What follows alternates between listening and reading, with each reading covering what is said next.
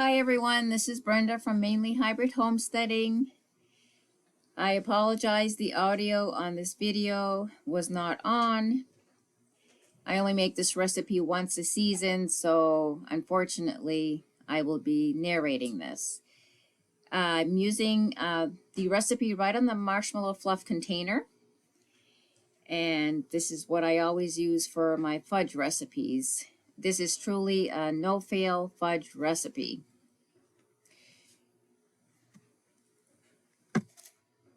So we are going to be using 1 stick of butter, 5 cups of sugar, 10 ounces of evaporated milk,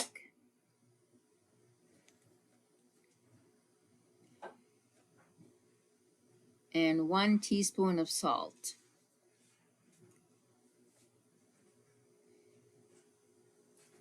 So we are going to start melting this on low temperature until everything melts together. And this is a 16-ounce container of fluff. We're going to be using the whole container for this recipe. This makes a lot of fudge. I normally put it in a 9x13 pan. Today I'm going to be using 2 8x8 dishes, which is what I actually recommended on the recipe. You can still use a 9x13 pan, but it comes out almost like 2 inches thick. It makes it a little bit harder to cut. So I prefer to use Marshmallow Fluff in all my fudge recipes. It's always worked well for me. I'm not sure, I've never tried the marshmallow cream products that are out there, but that's what's worked for me.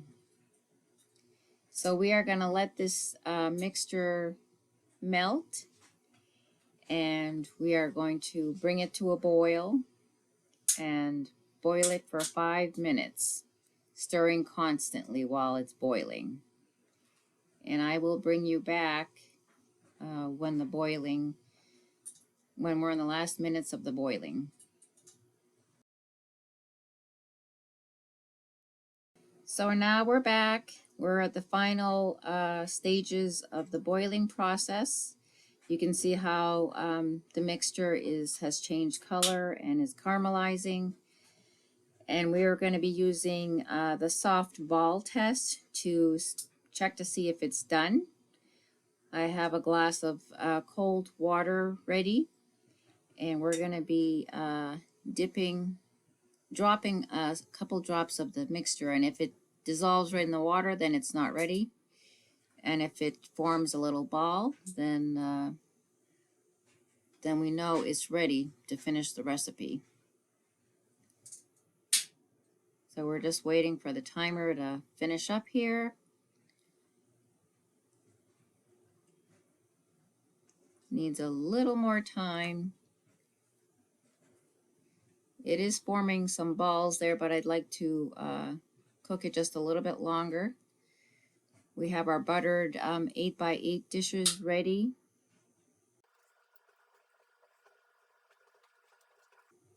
And it looks ready now. Yep. So now we are ready to add our chocolate chips.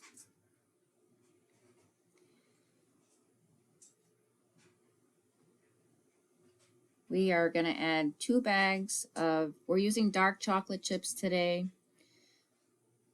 So we're using 2 bags of chocolate chips. You can use semi-sweet chocolate chips if you like, or milk chocolate. And also 1.5 teaspoons of vanilla.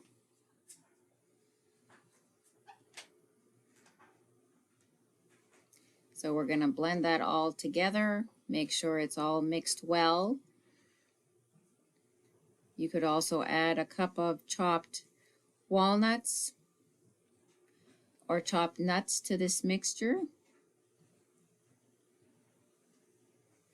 We're adding the vanilla.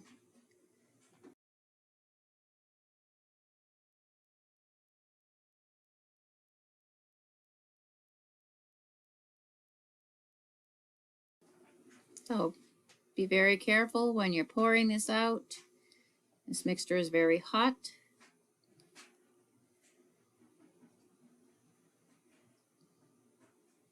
We're gonna let this cool.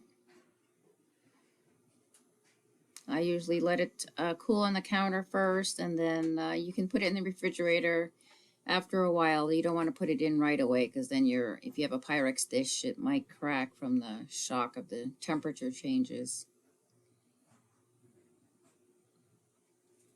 And then once it's cooled, you just cut it into squares, and it'll be ready to enjoy. Well, again, I'm sorry that the audio wasn't on. I didn't have my trusty cameraman with me.